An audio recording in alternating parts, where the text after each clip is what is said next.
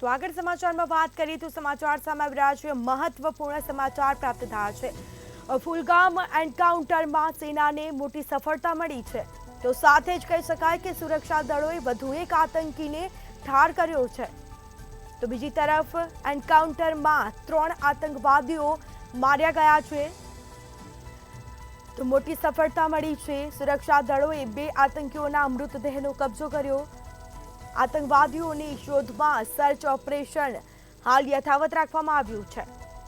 તો ફુલગામ એન્કાઉન્ટર સેનાને સફળતા મળી મોટી સુરક્ષા દળોએ વધુ એક આતંકીને ઠાર કર્યો છે એન્કાઉન્ટરમાં 3 આતંકવાદીઓ માર્યા ગયા હતા સુરક્ષા દળોએ 2 આતંકવાદીઓના મૃતદેહનો કબજો કર્યો છે અને સાથે જ કહી શકાય કે આતંકવાદીઓની શોધમાં સર્ચ ઓપરેશન હાલ પણ યથાવત જોવા મળ્યું છે